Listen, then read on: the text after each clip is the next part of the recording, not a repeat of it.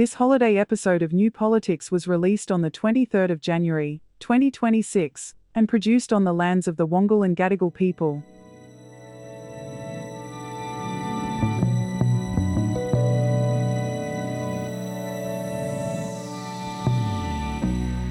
Welcome to our New Politics Holiday series, where we provide long-read audio articles from some of our best published essays from the year, and these are from the recently published book, The Monday Essays, and that's available from online bookstores, and you can get it directly from us at newpolitics.com.au. Paid Substack and Patreon subscribers will get it for free as well. And this is an essay that we published in July last year, and it relates to the anti-Semitism report that was released at the time. And we actually had a lot of concerns about what was being proposed as the result of Gillian Segal's report. And essentially that was to criminalise any protest against the state of Israel or criticism of political Zionism, which we think is one of the most cancerous ideologies in the world at the moment. And sure, there's other people that will disagree with that, but any ideology that is based on supremacy of one group over another, well, that just has to be called out, just like we need to call out Nazism and fascism when we see it. And if we can't do that, well, there's just not much point in having a democracy. And since we released that essay, there have been the massacres in Bondi in December last year, and subsequent to that, there has been new anti-Semitism legislation put in place by the federal parliament. And it might be a case where criticising the state of Israel might actually become a criminal act. The threshold has been changed so that if there is that fear and if there is a reasonable person test in here as well, so if that is satisfied, then that would come within the scope of these provisions. Okay, so this comes back to the question I was asking. If they are saying that Israel is engaged in genocide or condemning Israel, saying it shouldn't exist, and people, Jewish Australians, feel harassed or intimidated, they can be banned for that reason. If those criteria are satisfied, then that is the case. And that was Michelle Rowland, the Federal Attorney General, who I wouldn't trust at all with the carriage of these laws, and will probably end up being in a situation where we can criticise any country in the world or criticise any government or any political leader in the world, but we won't be able to criticise the state of Israel or the government of Israel or the Prime Minister of Israel, Benjamin Netanyahu, even though he's been charged for crimes against humanity by the International Criminal Court and has caused a genocide in Gaza. So that's the sorry mess that we're in at the moment, legally at least, and I'm not even sure if releasing this podcast today will be a criminal act or not, but here it is. It's the long-read essay from last year, and it's called The Anti-Semitism Report and the Politics of Fear. And enjoy it while you can.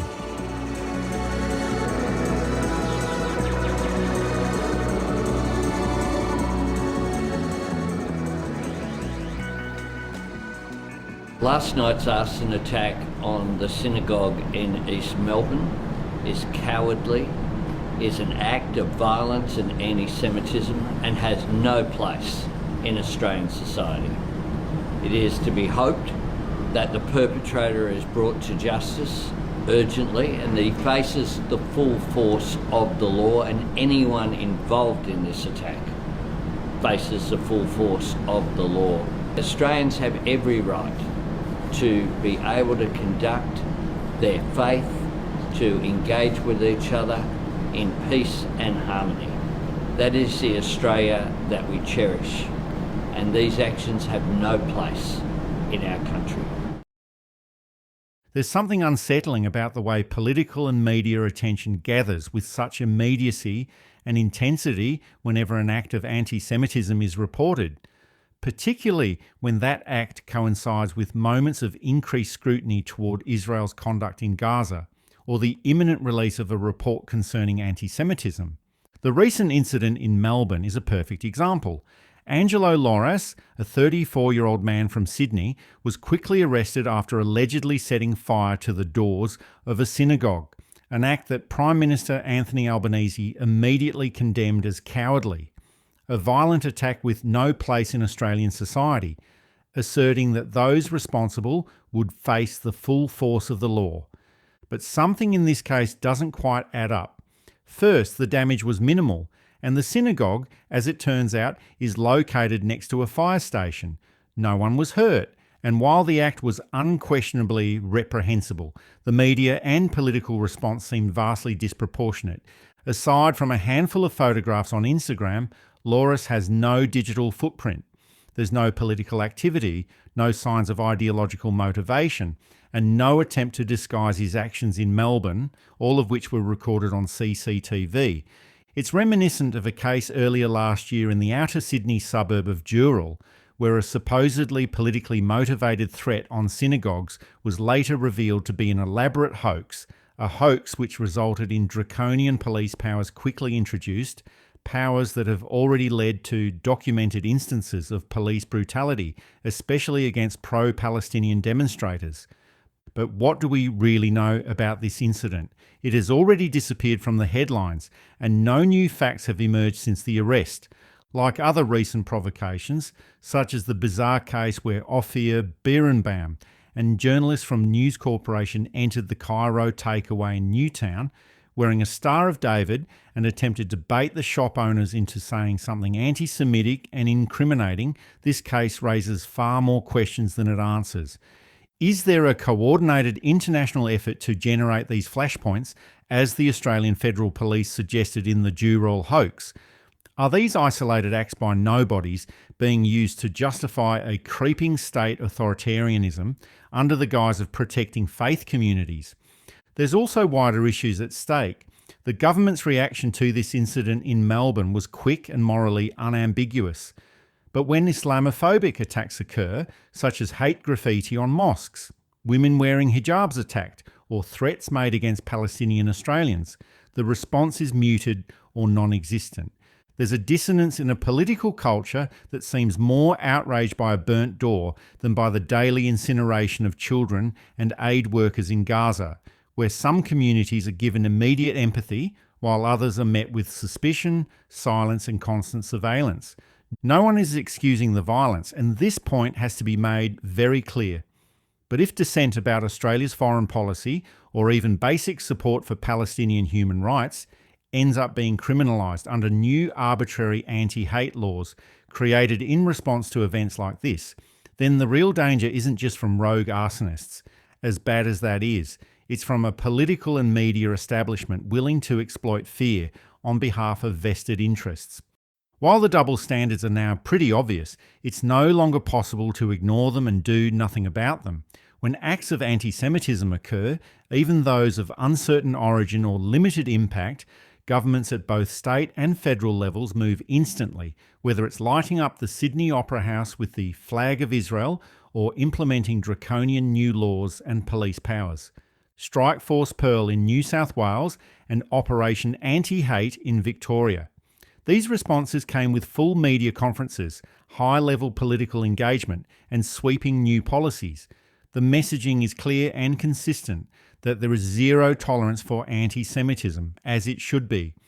But when the hate is directed against other communities, whether that be Islamic, African Australians, Indigenous people, or pro-Palestine people, there's no urgent media conferences, no task forces, and certainly no legislation rammed through Parliament in late-night sittings. And this is not to minimise the very real threats that Jewish Australians do face, and those should never be dismissed. But the inconsistency in response reveals something much deeper and far more dangerous about how political power in this country is being used and misused to benefit special groups with vested interests. This pattern of selective justice doesn't just affect those directly targeted by hate crimes, it distorts the entire legislative and cultural framework of the country. As we saw in the wake of the Dural hoax in Sydney last year, bad laws are being rushed through parliaments in a panic, they are drafted poorly and end up with sweeping powers that hurt the very democratic principles they claim to defend. With the federal government now considering a sweeping national plan to combat anti-Semitism, one that appears to have been written less with justice in mind than appeasing powerful lobby groups, Australians are once again being asked to accept a framework of protection that is not based on universal rights, but on political expediency. And it's reaching a point where even asking questions about these legislations and ambit claims risks the immediate accusation of anti-Semitism. It's now an accusation that has become a political weapon and one that is being used to shut down inquiry and criminalise dissent. This is not how free societies are supposed to work. Justice can't depend on identity or specific religions. Hate crimes against any community should be met with the same level of seriousness, the same legal scrutiny, and the same moral clarity.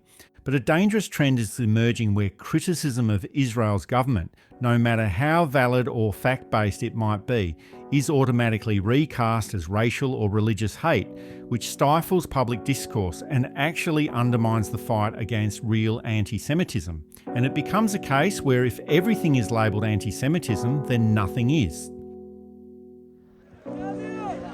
The Israeli-controlled alternative, the notorious Gaza Humanitarian Foundation, or GHF, is continuing to be widely condemned. Nowhere near enough food is being distributed. And since May, more than 1,000 Palestinians seeking food have been killed by being shot at GHF sites, or crushed in stampedes as desperate people rush to get food. Police are also investigating the storming of an Israeli-owned restaurant and another overnight incident condemned as anti-Semitic by political and Jewish community leaders. Up to 20 people, some wearing keffiyehs, descended on an Israeli-owned restaurant. Police getting involved to break up an argument between staff and protesters, and violence broke out. There was another incident in Melbourne which provided the mainstream media and the political class with another moment in their ongoing campaign to conflate anti-Zionism with anti-Semitism. However, this one was not a mysterious act of arson by an unknown individual from another city. It was a public protest involving around 20 demonstrators who stood outside Miznon, an Israeli-owned restaurant in the centre of Melbourne. The protest wasn't directed at Jewish people or Judaism or the existence of Israel. It was a protest directed at the restaurant's owner, Segal. Segal isn't just a private citizen running a hospitality business. He has also been publicly linked to a private humanitarian organisation accused of corralling starving Palestinians in Gaza with promises of food, only for those areas to be targeted in subsequent bombings and shootings, with over 600 Palestinians reportedly killed in these so-called safe zones. These are the facts the media, in its breathless reporting, conveniently ignored. This was a protest about complicity in war crimes. The protesters were not targeting a religious group. They were opposing acts of state violence and the individuals allegedly involved in supporting or facilitating it. But the media repeatedly described it as an anti-Semitic attack and conflated its reporting with the nearby synagogue arson, and then going on further to claim that multiculturalism in Australia is collapsing under the weight of racial hatred. This isn't just bad journalism, it's political propaganda disguised as reporting on behalf of the Zionist movement, and the conflation of legitimate political protest with racial or religious hatred was such a dishonest act. It removes any space for dissent, silences criticism of Israel's government, and equates protesters with bigots. But as Federal Court Justice Angus Stewart made very clear in the recent Wertheim versus Haddad case, it is not anti-Semitic to criticise the Israeli government or to protest against Zionism or to oppose the policies that are causing a genocide in Gaza. These are not some made-up leftist or radical opinions, these are points of law, specifically made by Justice Stewart in a federal court. The selective reporting, however, presented a different story. The ABC, which was once a public broadcaster with a reputation for independent public journalism, parroted the same lines as the Murdoch press, reporting a hate-filled protest, anti-Jewish targeting, a worrying escalation. But nowhere in the coverage was there serious engagement with what the protest was actually about.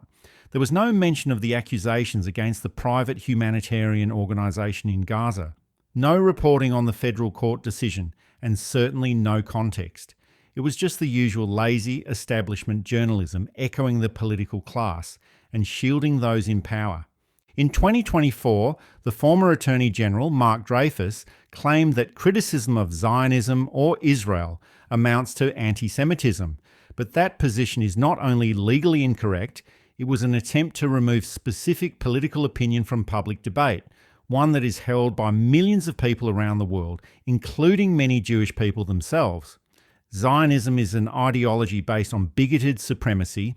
It's not a race or a religion and must be open to criticism like any other political philosophy. None of this is to deny that genuine anti-Semitism exists. And to be sure, there are individuals who will weaponise criticism of Israel as a smokescreen for their prejudices. But if we allow those individuals to define the boundaries of public debate, we surrender the entire field to the authoritarians and allow the Netanyahus of the world to claim that every act of dissent is hatred and that all criticism is an act of anti-Semitic violence. It's not just wrong, it's dangerous. It undermines the legitimacy of real work against racism and allows actual hate to hide behind the very legal and rhetorical protections that are meant to oppose it.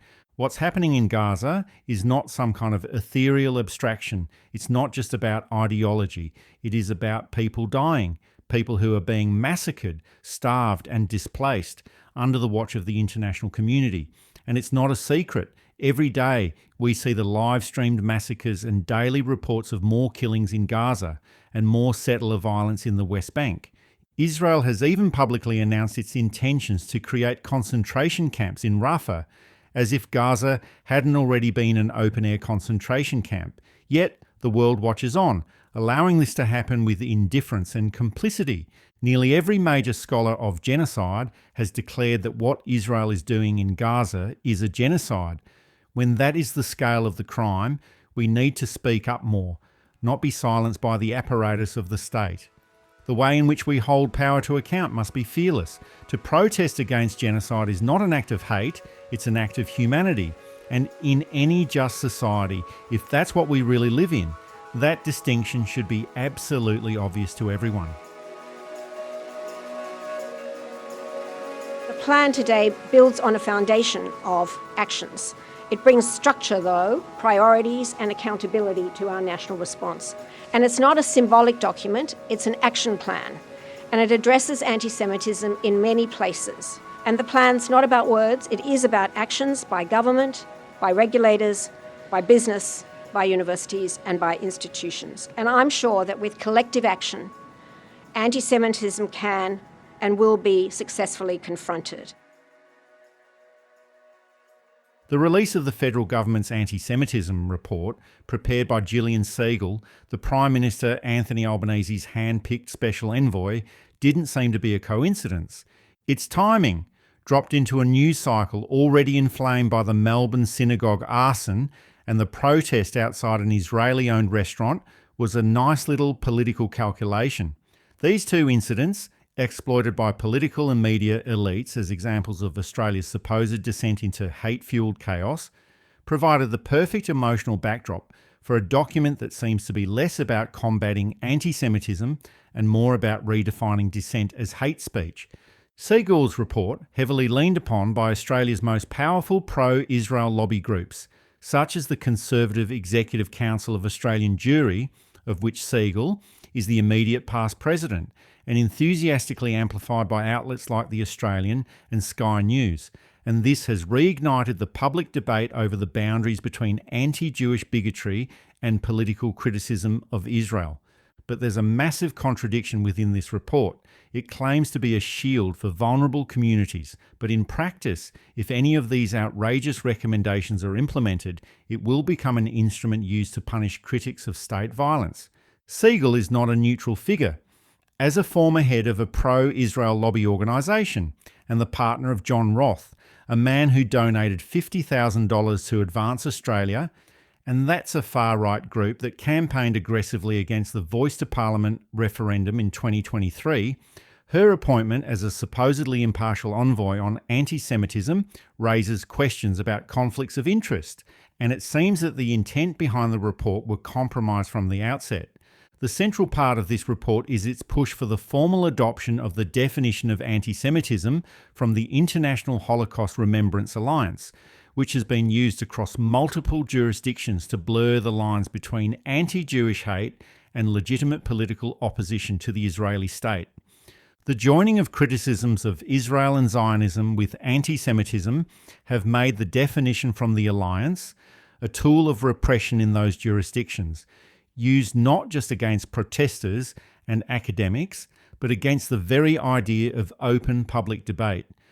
The recommendations from the Special Envoy would roll in a new era of censorship, where questioning military occupation, apartheid policies, or genocide in Gaza would be treated as hate speech, and where institutions would face funding cuts or public censure for hosting controversial speakers or events, or for not doing enough to stop anti-Semitism in an undefined way.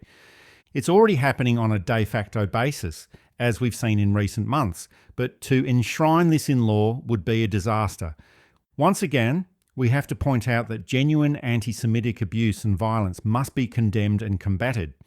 But if we are constantly forced to condemn Hamas, we must also be forced to condemn Israel for its actions in Gaza and West Bank.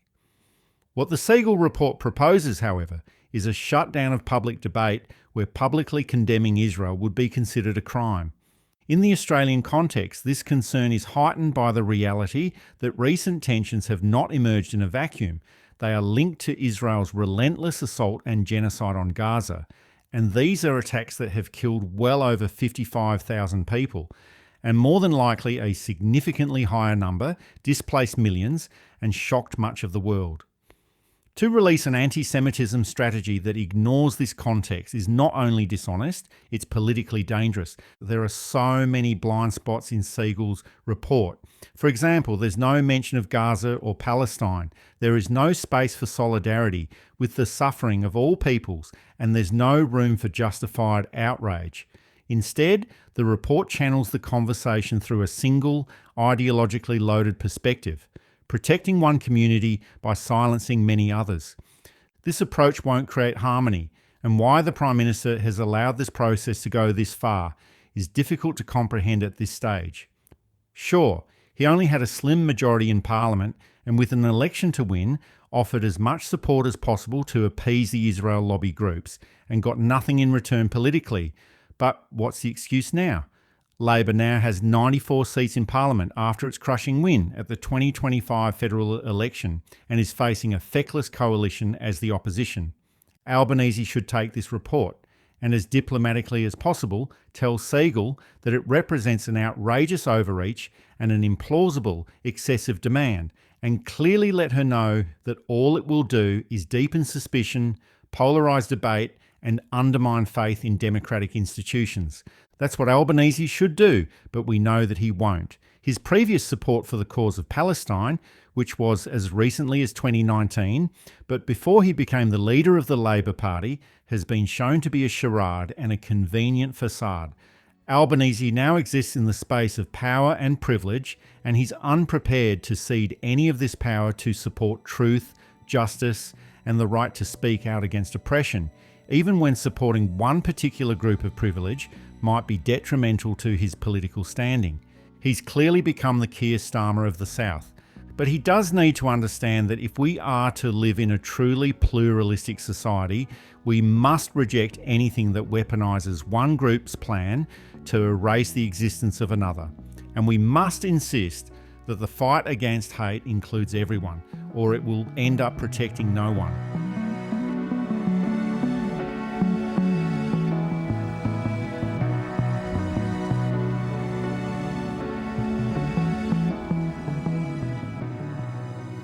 That was the essay that we published last year on the anti-Semitism report that was released in July, and I think the concerns that we had at the time are still very, very valid. The new laws that have been introduced have almost got nothing to do with the Bondi massacres in December last year, and they will do absolutely nothing to stop that kind of massacre from happening again. And sure, there might be other actions by the federal government that could stop those sorts of massacre, including looking at ASIO and security agencies, but these laws themselves will do nothing except silence dissent and stop people from legitimately and validly criticising a government when it's practising apartheid and committing a genocide. And these laws are pretty much political laws, and political laws that silence dissent are bad laws. So that's it for this episode of New Politics. Thanks for listening in, and we'll be back for some more next week.